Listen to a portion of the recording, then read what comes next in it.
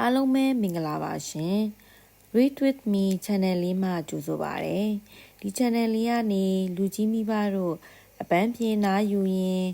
နားတော်သားစင်နိုင်ရန်အတွက်စိတ်ဝင်စားဖွယ်ကောင်းသောဝတ္ထုတိုးများဝတ္ထုရှည်များနှင့်ကလေးဝတ္ထုများအားဖတ်ပြပေးသွားမှာဖြစ်ပါတယ်ရှင်ယခုတင်ဆက်ပေးမယ့်ဝတ္ထုတိုးကလေးကတော့ဆရာသစ္စာနီးရေးသားထားသောကုံတိုက်ကြီးမှာလူပြောက်ချင်းဆိုသောကလေးဝတ္ထုများထဲမှကုံတိုက်ကြီးမှာလူပြောက်ချင်းဆိုသောဝတ္ထုတိုကလေးပဲဖြစ်ပါတယ်ရှင်။နားတော်သားဆင်ပေးကြပါအောင်ရှင်။ကုံတိုက်ကြီးမှာလူပြောက်ချင်းတီရီဝေတီသူ့အမေဈေးဝယ်မိကုံတိုက်ကြီးတို့သူ့အမေနှင့်အတူလိုက်လာသည်။ကုံတိုက်ကြီးမှာဈေးလာဝယ်သူတို့ဖြင့်ရှုပ်ထွေးစီကားနေသည်။ကလေးကစားစရာများခေါင်းဝင်လှလှကလေးများလှပသောစားတောက်ဆိုင်များစာအုပ်နှင့်လက်ဆောင်ပစ္စည်းဆိုင်များမြင်ရသမျှမှာတီရီဝေအတွက်စိတ်ဝင်စားစရာပျော်စရာဖြစ်နေလေတော့သည်သူ့အမေကသမီးတတိထားနော်လူတွေတလောက်များတာပျောက်တတ်တယ်။အိုးသမီးမှာပျောက်စရာဘာမှမပါဘူးမေရဲ့ပစ္စည်းပျောက်မှာကိုပြောတာမဟုတ်ဘူးလူပျောက်မှာကိုပြောတာသမီးပျောက်သွားရင်ဘယ်လိုလုပ်မလို့သမီးငိုမှာပေါ့နောက်တော့ရောတီရီဝေကဆက်မပြောတော့ဘာလို့ရမှန်းမသိသူ့အမေကငိုနဲ့အမေပြန်ရှာတွေ့ရတဲ့အထိအဲ့ဒီနေရာမှာပဲစောင့်ဟုမှားလိုက်သည်ကုံတိုက်ကြီးက၄ဓာတ်ရှိသည်အမေကတီရီဝေအတွက်ခေါင်းဝင်လှလှလေးတစ်ထဲဝယ်ပေးသည်သူ့အဖေအတွက်တရားစာအုပ်ဝယ်သည်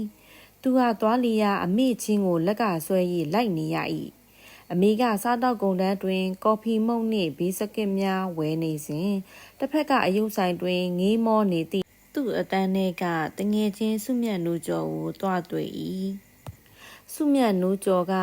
သူဝင့်နေကြခေါင်းဝင်အနီကလေးကိုပင်ဝိရထားသည်တီရီဝေကအနားရောက်သွားကနှုတ်ဆက်လိုက်၏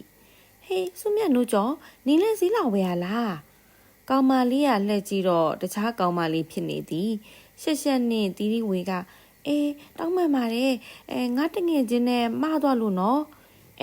င်းတငယ်ချင်းကငါနဲ့တော်တော်တူလို့လားတကယ်တော့ထိုကောင်မလေးနဲ့စုမြတ်နူးကျော်လုံးဝမတူပါခေါင်းဝင်အနီချင်းသာတူ၍နောက်ကကြည့်ရသဖြင့်လူမားချင်းသာဖြစ်သည်တိတ်တော့မတူပါဘူးတီရီဝေကထိုမြသာပြောနိုင်သည်သူ့အမေကိုလှမ်းကြည့်လိုက်သောအခါလူအုပ်ထဲတွင်သူ့ကိုကြောပေးကရှောက်သွားနေသည့်သူ့အမေအားတွေ့လိုက်သဖြင့်စကားဆက်မပြောနိုင်မဲအမေနောက်ကိုပြေးလိုက်သွားရသည်အမေကဆွဲတိုင်အင်ကြီးအနက်ကလေးကိုဝစ်စင်ထားသဖြင့်လူမမားနိုင်အနားရောက်သောအခါအမေလက်တွင်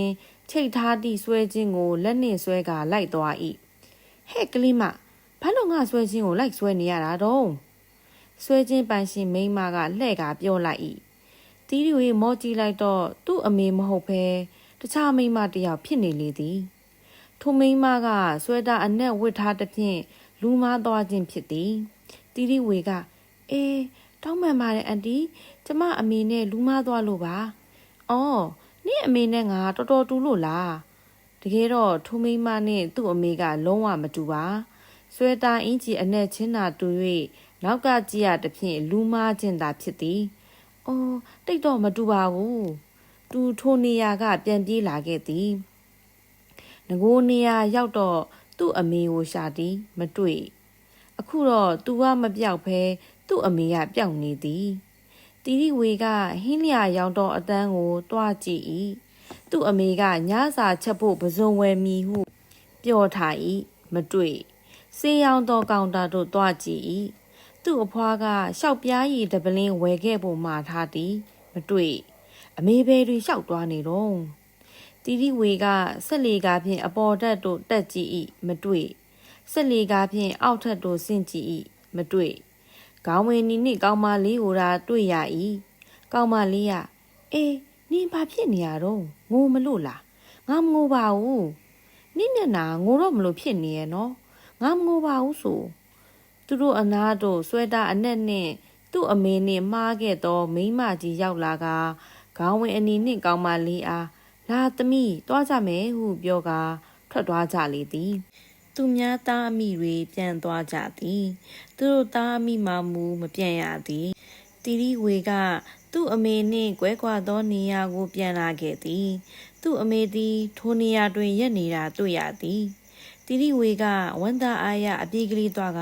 အမေလိမ့်မာရဲ့နော်ဟင်ဘာဖြစ်လို့တော့ငိုလဲမငိုသမီးပြန်ရှာတွေ့ရသည့်ဒီနေရာကရက်ဆောင်နေလို့လေအမေပြောက်လို့သမီးကရှားနေတာဟင်ငါပြောက်လို့ဟုတ်လားဟုတ်တယ်လေသမီးမှမပြောက်တာနားထောင်ပြီးခဲ့ကြသောတဦးတယောက်ချင်းစီအားအထူးပင်ကျေးဇူးတင်ရှိပါတယ်ရှင်။တာယာအေးချမ်းသောနေ့ရက်ကလေးများအားပိုင်ဆိုင်နိုင်ကြပါစေရှင်။